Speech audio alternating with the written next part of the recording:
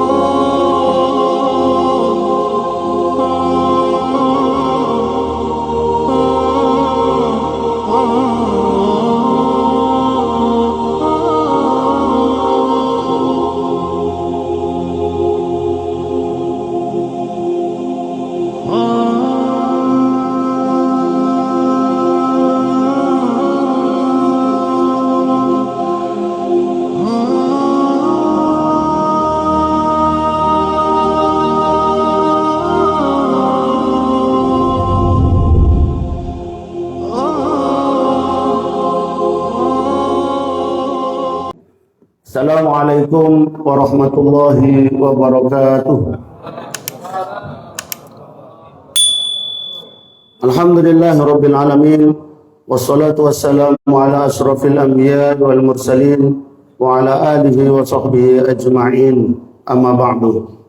Raditu billahi rabba wa bil islami dina wa bi muhammadin nabiyya wa rasulah.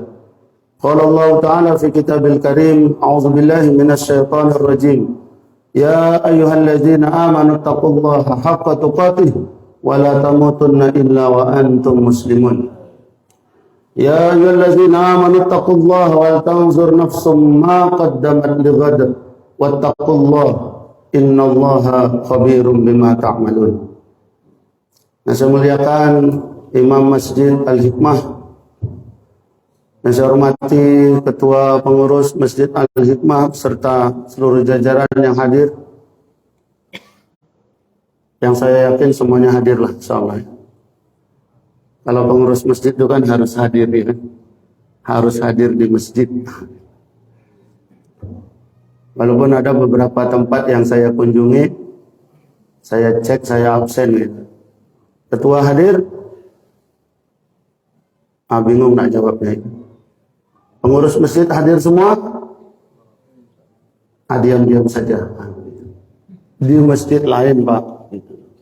Di sini saya yakin semuanya hadir, insya Allah. Kenapa? Karena tugas pengurus mengurusi masjid. Dan ngurus masjid itu memang harus hadir di masjid. Karena ngurus masjid nggak bisa pakai remote, nggak bisa pakai WA saja. Jadi memang harus benar-benar hadir ke masjid. Yang saya muliakan ayahanda, ibunda sekalian, alim ulama, cerdik pandai, tokoh masyarakat, tokoh agama, tokoh pemuda, guru-guru kita, Pak RT, Pak RW. Kalau Pak RT banyak yang hadir, Pak RW juga biasanya, serta jamaah yang berbahagia.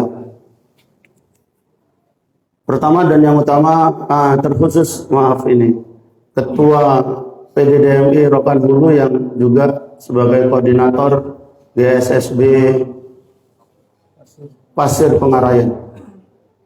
Yang GSSB-nya ini memang luar biasa ya. Kalau kami di Pekanbaru sana dan sekitarnya atau di daerah-daerah lain, PDDMI lain, GSSB juga, cuma namanya sedikit agak berbeda, namanya GSM, Gerakan Subuh di Masjid.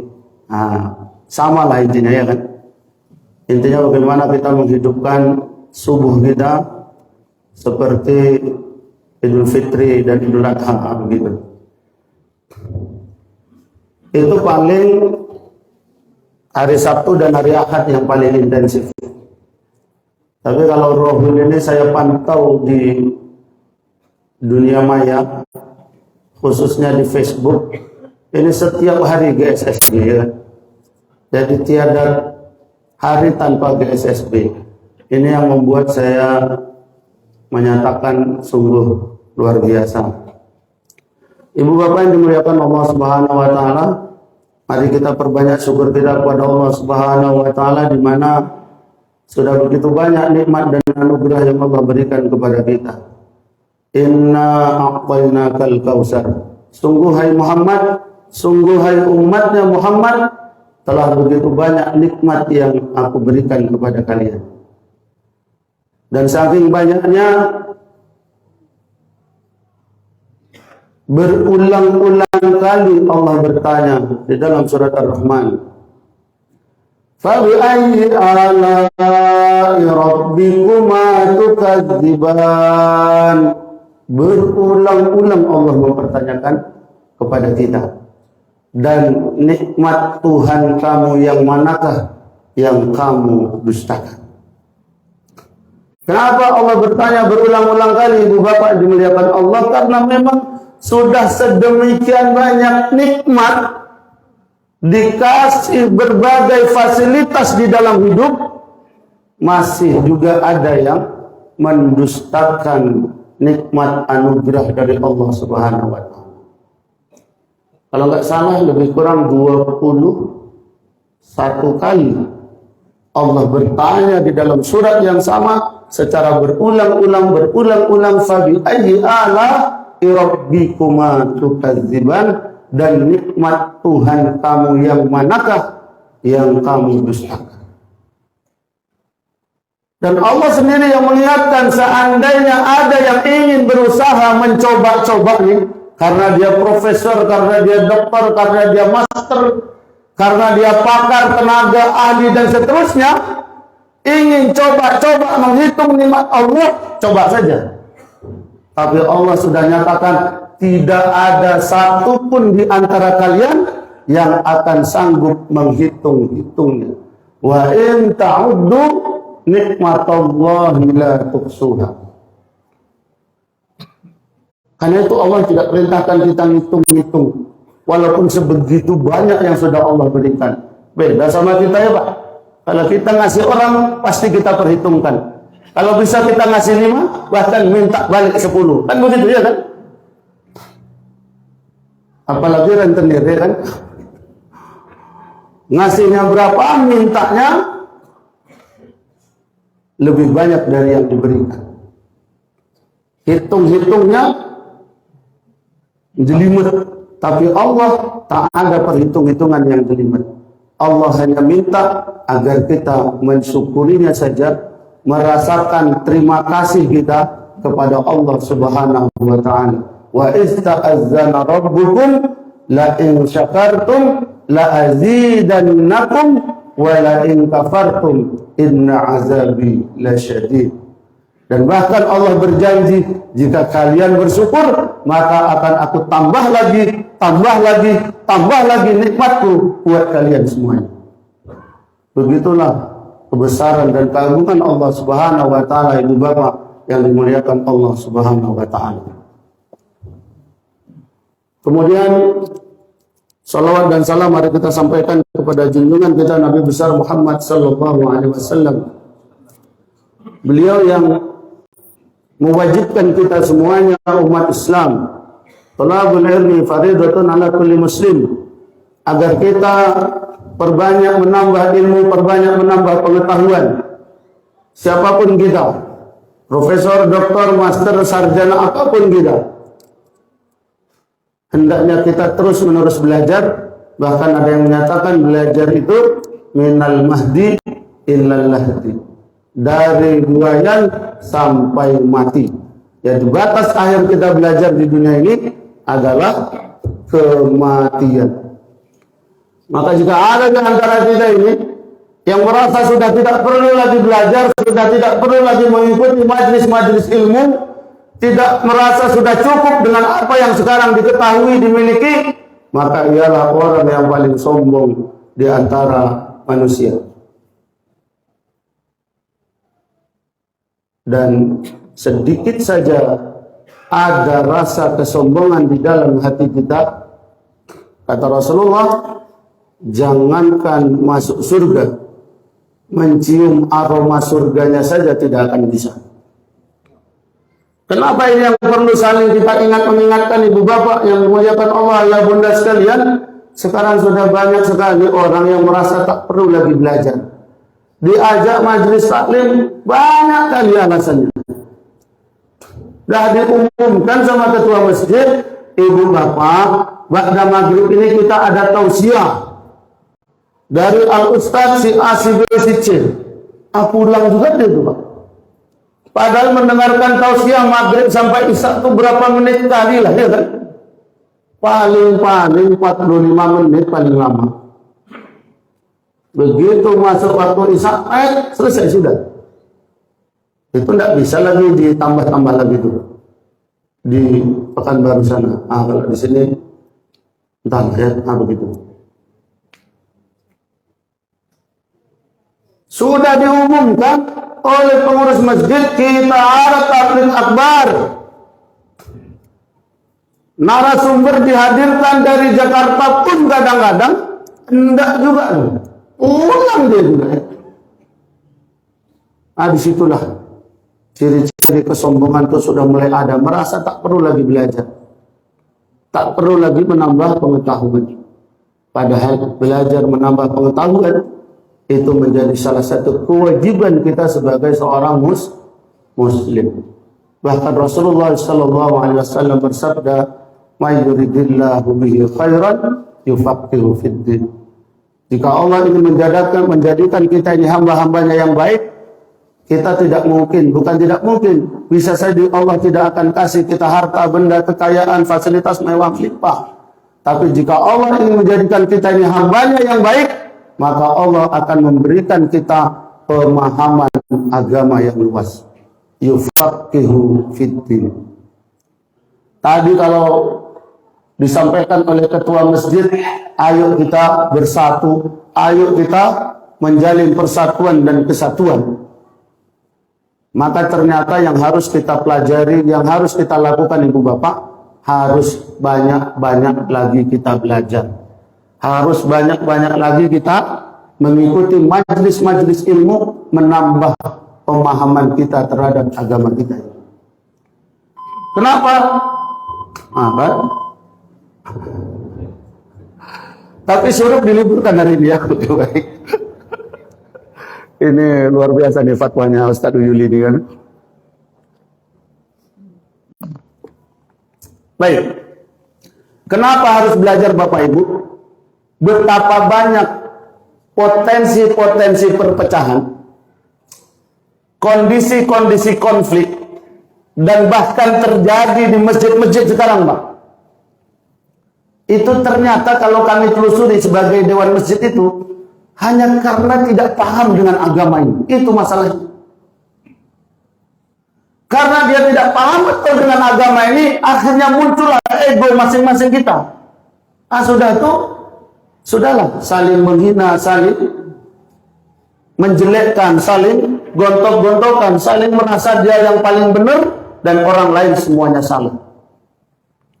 Merasa paling jago, merasa paling superior, yang lain inferior. Itu ternyata yang bisa memicu persoalan-persoalan di dalam tengah-tengah umat Islam. Ini ada kemarin beberapa waktu ini belum saya sempat urusin. Assalamualaikum Pak Mizan, bisa jumpa? Untuk apa nih? Itu masjid kami ya. Ternyata masjidnya sedang masalah. Masalahnya apa? Pengurus masjid membentuk kepengurusan tidak melibatkan RT dan RW. RW-nya protes. Tiba-tiba diajukan SK ke lurah. Lurah tidak mau tanda tangan SK karena tidak ada RT RW di situ. Akhirnya kacau dunia permasjidan kita di situ. Ya kan? Nah, yang menariknya, ya mohon maaf, yang ditelepon bukan gubernur pula, yang ditelepon bukan bupati pula, wali kota, yang ditelepon bukan pejabat pemerintah pula, yang ditelepon ternyata Dewan Masjid Indonesia. Dan ini bukan yang pertama kali, sebelum-sebelumnya sudah berulang kali. Bahkan ada konflik masjid yang masing-masing pihak sudah menyiapkan pengacara masing-masing untuk maju ke pengadilan. Coba ya, urusan masjid sampai sedemikian seriusnya. Saya dipanggil khusus oleh Bu Lurah. Pak, besok subuh jangan sampai tak datang ke tempat kami ya. Siap Bu. Selesai sarapan. Ini ada sarapan ya Ustaz? Kalau ada sarapan nih ceramah tak boleh lama-lama ya Bu. Karena kadang-kadang buat kita sarapan itu jauh lebih penting daripada ceramahnya, kan begitu ya? Iya. Saya pun kalau disampaikan ada sarapan, cepat kali laparnya ya. Ibu bapak dimuliakan Allah Subhanahu wa taala. Datang saya. Selesai datang, Bu Lurah langsung menyampaikan berbagai persoalan-persoalan masjid. Sudah saya kasih tahu, Bu, begini harusnya Bu. Sudah kami buat Pak. Begini Bu. Sudah kami lakukan Pak. Gini aja Bu. Sudah juga Pak. Semua yang kami tawarkan sudah dilakukan semuanya. Kebetulan Bu Lurah menyampaikan, bahkan mereka sudah siapkan pengacaranya masing-masing Pak. Kalau gitu biarkan aja lah dia dengan pengacaranya masing-masing Bu. Mau sampai ke pengadilan di tingkat manapun ya kan, biarlah dia yang urus. Habis duit dia, habis waktu dia, habis tenaga dia, ya kan? Begitu. Udah nggak mempan lagi dalil-dalil ayat Allah, sudah nggak mempan lagi hadis-hadis Rasulullah. Akid mana lagi ya kan? Tak tahu lagi kita mau macam mana. Nggak punya kuasa kita lagi. Dewan masjid sekalipun. Tapi yang membuat kita berpikir kok yo ada persoalan masjid sebegitu seriusnya. Itulah itu. Makanya ayah anda ibunda sekalian dimuliakan Allah Subhanahu wa taala. Kita saat ini sedang dalam suasana menyambut Ramadan. Kita sedang dalam bersiap menyambut bulan yang suci Syahrul Karim. Bulan yang agung Syahrul Azim. Bulan yang penuh dengan keberkahan Syahrul Barak.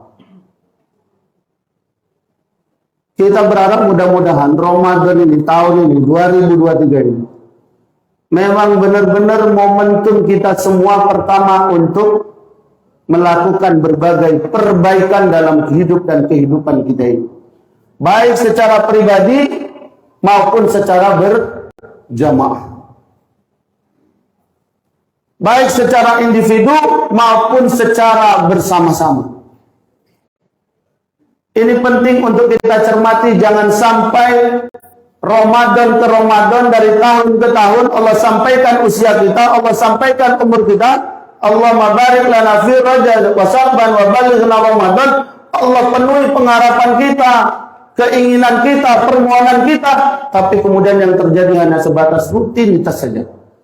Ramadan orang Ramadan, kita puasa orang puasa kita. Tapi tidak sedikit pun memberikan dampak-dampak perubahan yang lebih baik. Ini yang harus kita cermati, ibu bapak, ayahanda, bunda sekalian yang dimuliakan Allah. Nah karena itulah penting buat kita untuk menyiapkan apapun yang dibutuhkan menghadapi, menyambut bulan suci Ramadan. Kalau ditanya biasanya, apa yang sudah disiapkan? Mau kena baru udah siap dah, ya kan Bu? Udah Bu. Ini kok bisa warnanya sama ini?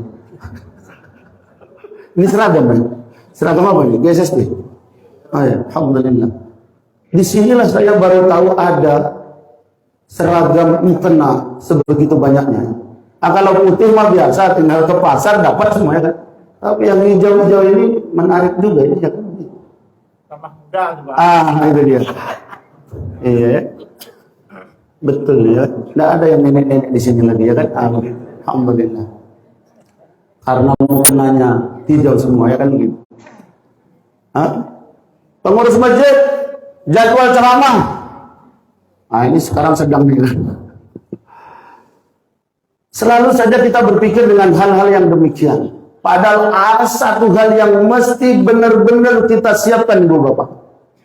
Yang ini sangat menentukan keberhasilan, kesuksesan Ramadan kita, dan bahkan menentukan keberhasilan, kesuksesan kita dalam hidup dan kehidupan kita ini.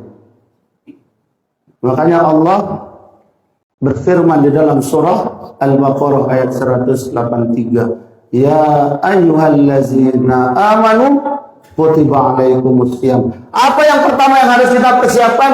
Iman. Iman inilah Ibu Bapak yang harusnya benar-benar sungguh-sungguh kita persiapkan menyambut Ramadan ini. Bukan makan-makan di kantor, makan-makan di sana, makan-makan di sini. Penting itu makan-makan, tapi pastikan makan-makan kita itu didasari oleh iman kita kepada Allah dan mengimani Rasulullah Sallallahu Alaihi Wasallam. Kadang-kadang kita terjebak kepada seremoni-seremoni yang kosong. Sehingga ketika kita membuat acara, tidak ada pun sedikit mengingat tentang iman ini. Makan-makanlah sudah ya kan. Kadang baca doa pun lupa. Cobalah kita perhatikan Ibu Bapak dimuliakan Allah Subhanahu wa taala. Karena iman ini yang tidak dipersiapkan, maka gagal Ramadan kita setiap tahun. Sadar nggak itu Bapak Ibu? Kalau iman kita ini benar-benar kuat, benar-benar kokoh, pastilah semua masjid-masjid kita itu dari 1 Ramadan sampai akhir Ramadan penuh sepanjang hari, sepanjang malam. Tapi berapa banyak masjid-masjid kita yang hanya bertahan paling-paling sampai 10 malam Ramadan saja. Itu pun sudah cakep kali. Kadang 4 Ramadan, 5 Ramadan pun sudah mulai. Jika benar-benar iman yang menjadi dasar ibadah ketaatan kita kepada Allah Subhanahu wa taala, harusnya di 10 hari terakhir masjid-masjid kita ini penuh semuanya. Entahlah kalau di sini nggak ada mall. Tapi di Pekanbaru, makin Ramadan berakhir, orang iktikaf juga Pak. Tapi iktikafnya di mall SKA, Living World, Transmart, Citra Plaza, dan seterusnya. Boleh disaksikan dengan mata kepala kita langsung. Masjid-masjid semakin kosong, mall-mall semakin membludak, bahkan sampai kadang-kadang harus ngantri. Harga-harga mall, ibu-ibu pasti lebih paham daripada saya. Ngantri di kasa itu beratus orang Pak itu. Berapa duit gitu. Sementara di masjid berapa isi kota infak, ya kan? Begitu.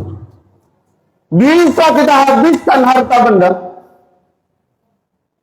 untuk kebutuhan hidup dunia yang hanya sementara ini, yang tak besok atau lusa berakhir, habis-habisan kita dibuatnya. Tapi kadang masih ada di tengah-tengah masyarakat kita, mau merenovasi masjid pun tak sanggup. Mau membangun tempat wudhu yang bagus, yang layak, toilet yang bagus, yang layak, di masjid pun tak sanggup. Kita ini membangun rumah kita sendiri, ada yang pakai iuran, ada yang pakai infak sedekah, ada yang gotong royong bantu-membantu patungan. Nggak ada. Membangun rumah kita sendiri, sanggup kita sendiri, megah, mewah, indah, rumah kita di dunia. Tapi kadang masih banyak masjid-masjid umat Islam yang keroyokan, yang infak sedekah sama-sama, tidak selesai-selesai. Saya pernah ibu bapak, satu masjid, pengurus mengumumkan, kita butuh uang 380 juta untuk membangun masjid ini. Mohon kita bisa mendapat bantuan dari sono, dari sini, dari sono, dari sini. Saya tanya sama ketua masjid, Pak Ketua, ada berapa kakak di lingkungan masjid kita ini? Ada lebih kurang 400 kakak. Hah? 400 kakak? Ngapain bikin proposal ke sana kemari bantuan sana sini? Sudah, pastikan saja satu kakak 1 juta. Dicicil selama 6 bulan. Sebulan berapa tuh? Tidak nyampe 200 ribu. Iya kan? Selesai nggak? 400 kakak lebih, bahkan 400 juta lebih dari yang dibutuhkan. Kita ini kadang membangun rumah kita di dunia, mati-matian kita. Tapi pertanyaannya, rumah kita di akhirat sudah kita siapkan atau belum? Ini yang penting untuk kita cermati bersama-sama, Bapak, Ibu, Ayah, Bunda sekalian. Nah, kalau masjid ini udah bagus, udah cantik, tak perlu dibangun-bangun lagi. Paling kalau perlu dibangun homestay lah ya kan. Jadi kalau ada tamu-tamu saya datang ke sini ya bisa sekali-sekali numpang nginap di sini. Jadi sekarang bagaimana kita membuat masjid itu ramah musafir. Kalau masjid-masjid masih kebanyakan orang dilarang tidur di masjid. Di sini dilarang nggak tidur? Enggak ya? Kalau di Masjid Al-Falah Sragen sana, malah orang disiapkan untuk tidur di masjid. Disiapkan kasur, disiapkan bantal, disiapkan kopi 24 jam. Kalau lapar dikasih makan, kalau haus dikasih minum. Dan itu semuanya free. Macam mana di Rohul bisa kayak gini? Bisa saja? Itu bisa. Dan di masjid masjid yang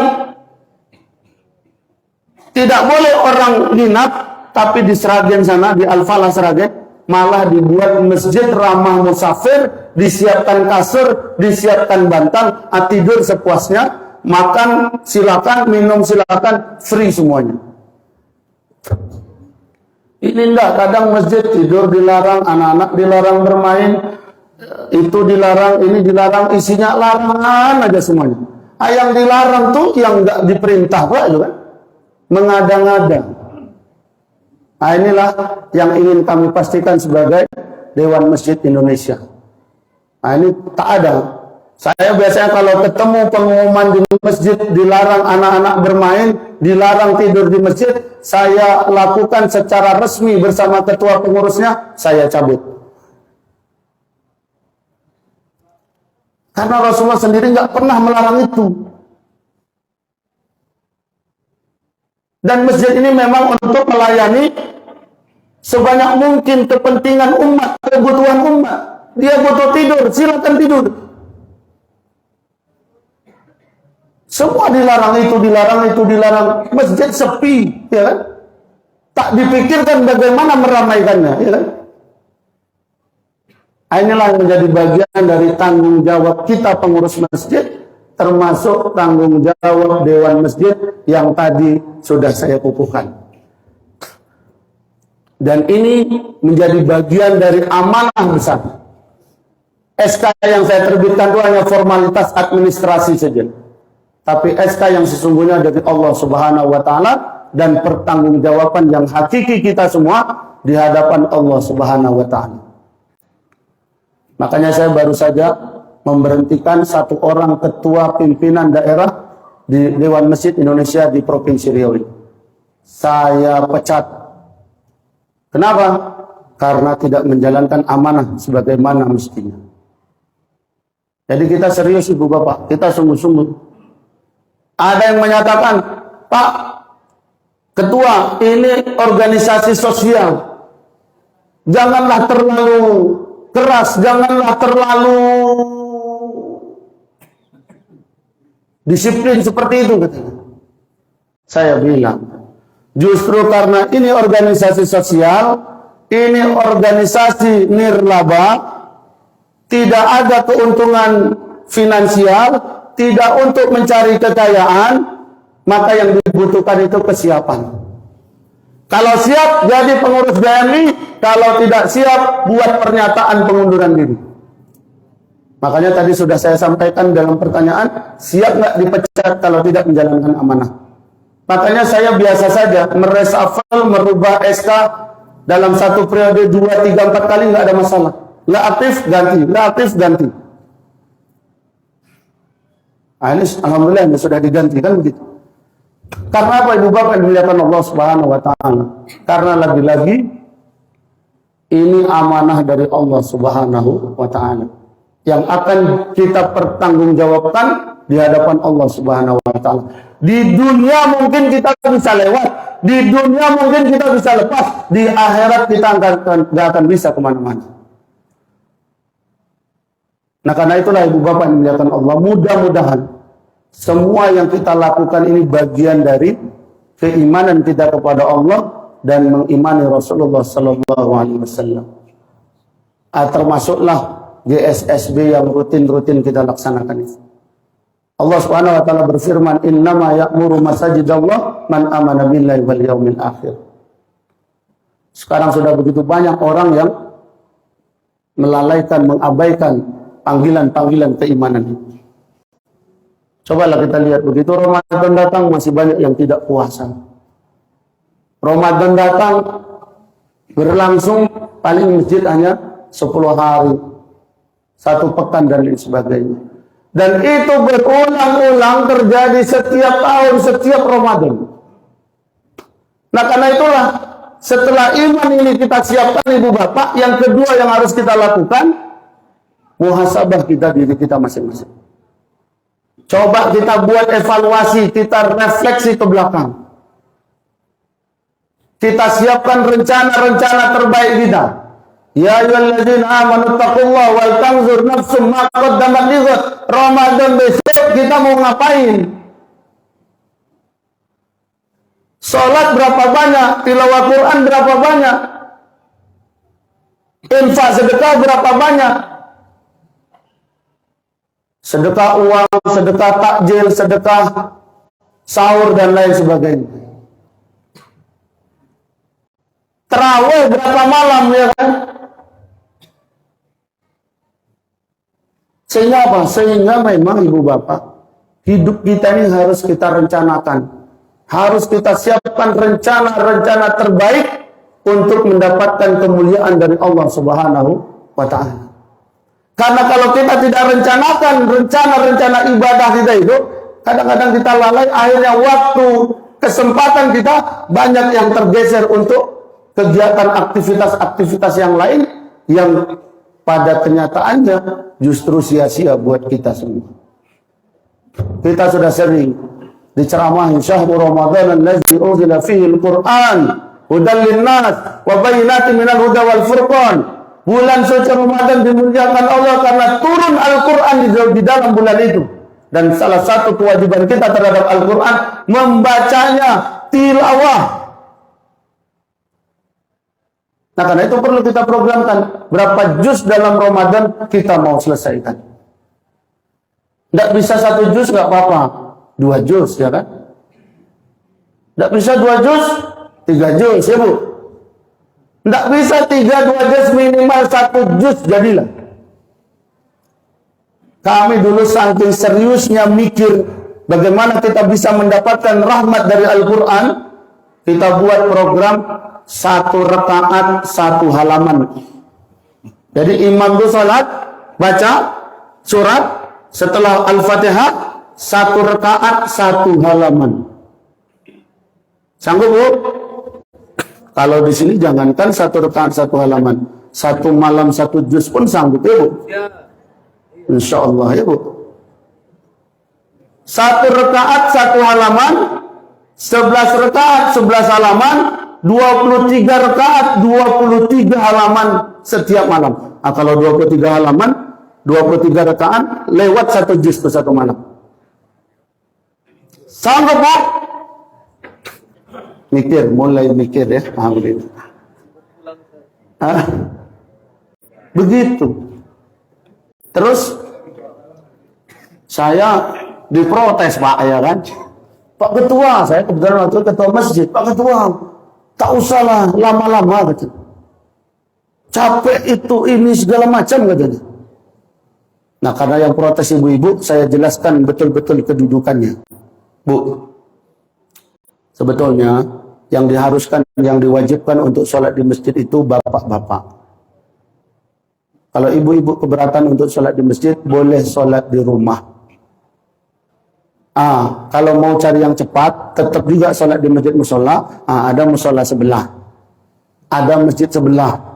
Silakan saja ibu ke masjid musola itu. Tapi kemudian, kenapa kita tetap satu rakaat satu halaman sebelah? Pertama, imam kita ini hafiz 30 juz sebenarnya. Tidak mungkin saya suruh dia baca kulhu wajah sebenarnya.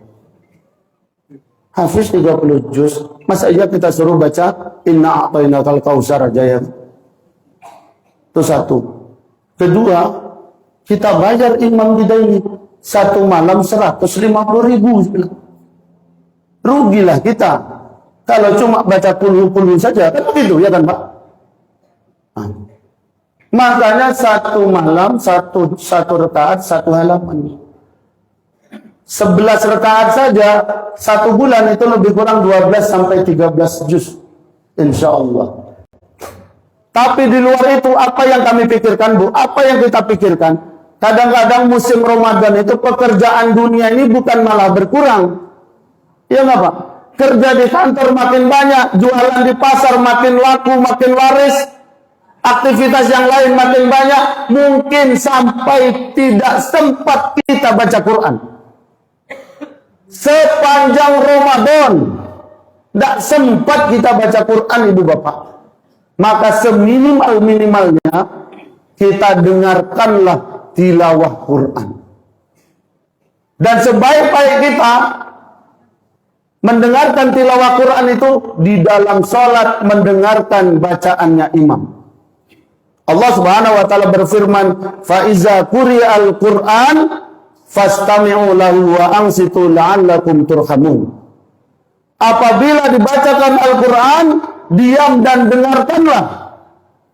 Dan itu hanya mungkin bisa terjadi di dalam kita melaksanakan sholat.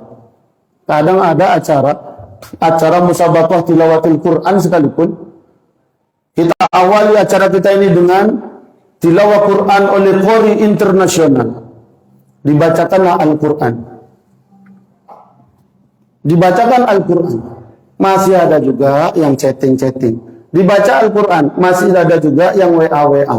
Masih baca Al-Quran. Ada juga yang ngobrol nggak karu-karuan. Padahal Allah sudah ingatkan dengan tegas. Faiza quri'al Quran fastami'u lahu wa ansitu la'allakum turhamun. Apabila baca Al-Quran dibaca, diam, dengarkan sungguh-sungguh, dengarkan baik-baik. Karena apa? Itu ayat-ayat Allah Subhanahu wa taala yang mulia. Tapi banyak di antara kita yang masih beleseng lah, itulah segala macam ya. Kalau dalam sholat tidak mungkin itu terjadi. Jadi kita ingin mendapatkan rahmat dari Al-Quran sepanjang Ramadan. Sebegitulah kita berpikir supaya kita semuanya mendapatkan keberkahan dari Al-Quran. Alhamdulillah, dah kita jelaskan Pak, tidak ada yang pulang, tidak ada yang pindah masjid, tidak ada yang pindah musola. Bahkan saya bilang, kalau ibu capek berdiri, duduk. Kursinya nanti kita siapkan. Kursi apa yang mau, ya kan? Yang terbuat dari busa boleh, terbuat dari kayu boleh, terbuat dari ban, seperti yang di pondoknya Ustadz Yulisman pun bisa ya. Tapi bawalah sendiri ya kan, begitu. Ibu bapak yang dimuliakan Allah Subhanahu wa taala. Jadi kita siapkan iman kita ini ibu bapak dengan iman yang kuat, dengan iman yang kokoh menyambut bulan suci Ramadan. Kami atas nama pimpinan wilayah Dewan Masjid Indonesia beserta seluruh pengurus yang ada di negeri ini, pertama berterima kasih banyak atas segala dukungan yang sudah diberikan oleh ibu bapak terhadap keberadaan Dewan Masjid di Kabupaten Rokan-Hulu ini. Yang kedua, kami juga mohon maaf jika sepanjang interaksi dan komunikasi kita, termasuklah dari yang saya sampaikan tadi, jika ada, kalau ada yang merasa tersinggung, itu memang sengaja saya singgung. Kadang-kadang kita mengingatkan itu harus disinggung-singgung sedikit, ya kan Pak? Kadang kalau tak disinggung, kita lupa lalai. Kadang dah disinggung pun tak merasa tersinggung. Itu yang bahaya, ya kan? Begitu. Dan itu semata-mata untuk kebaikan kita bersama. Dan kemudian terakhir, saya ucapkan selamat menyambut, menyongsong memasuki bulan suci Ramadan.